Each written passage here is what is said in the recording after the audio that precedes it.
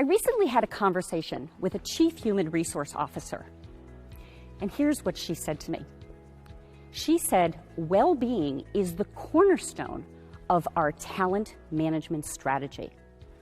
And I looked at her and said, wow, that's a really strong statement.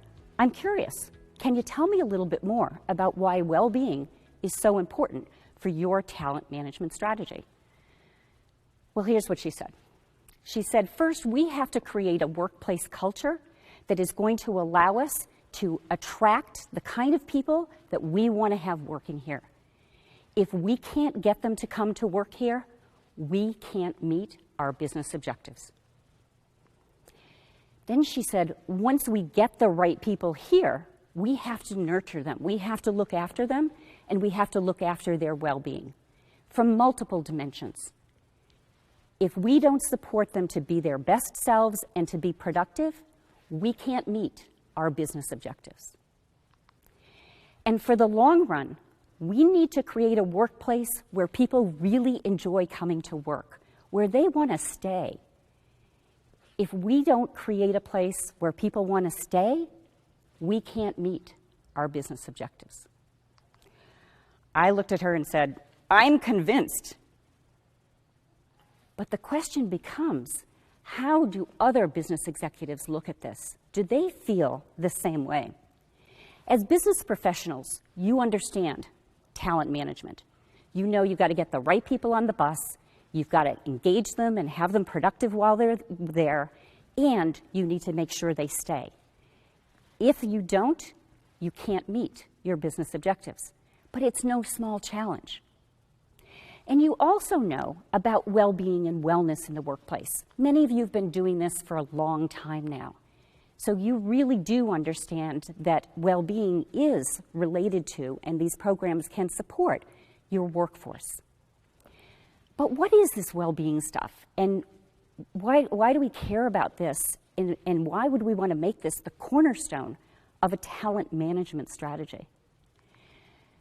Let me tell you a little bit about some research from the Gallup organization. They've been doing research on well-being for a number of years, and they've developed a 5-dimension model.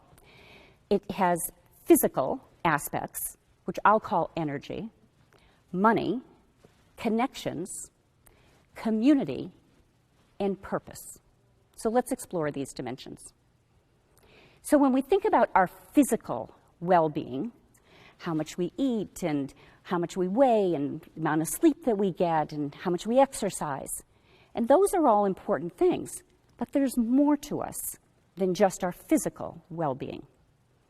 So take money as an example. Anybody ever felt stressed about money? Exactly. And your employees probably do too. It's a very big deal in our lives as to the role that money plays. And yet, when we think about a whole generation of kids that are coming into the workforce that are steeped in college debt, or individuals who are aging and are struggling to really save for their retirement, those are the folks we need to care about.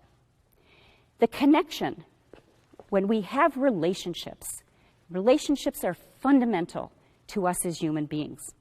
There was recently some research released by Harvard University based on a 75-year study. You heard that right, 75 years.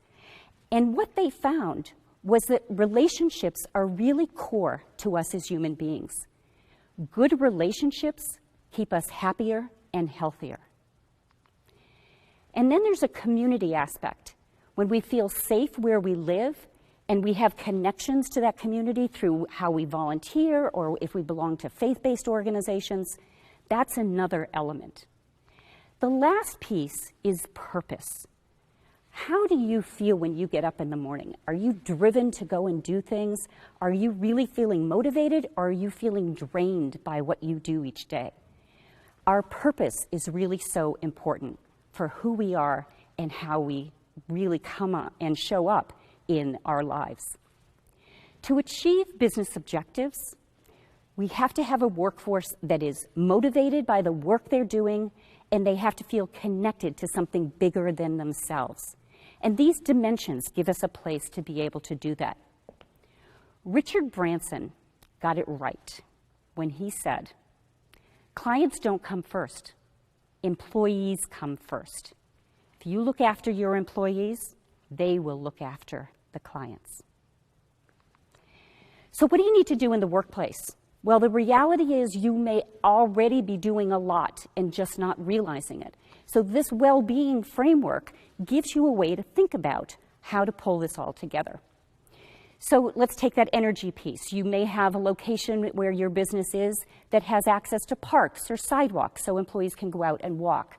You might have a tobacco-free workplace, or you might have stand-up desks that encourage people to be able to move around during the day. From a money perspective, you may have a 401k match. You're providing all kinds of insurance, health insurance, life insurance, disability insurance. Those all fall under the money dimension.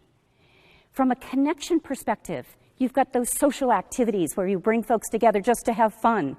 Those bring people together in a way that they wouldn't necessarily come together in the workplace. So we want to keep doing that. We want to offer flexible work schedules so parents can make sure that they're looking after the needs of their family. From a community perspective, do you have volunteer days or charitable organizations with which you are connected? All of those bring connections. And then for purpose, how do you support the individual employee so they can understand their strengths? What are they good at doing? And how do they connect that to the work that they're doing? We can start by embedding well-being in the values of the culture. When you do this, this is just the what we do every day here. And what it does is it helps the managers and you as leaders connect well-being to that everyday experience for the workforce. As senior leaders, your goal is to achieve business results. You can't do that without an engaged, productive workforce. Consider well-being as the cornerstone of your talent management strategy.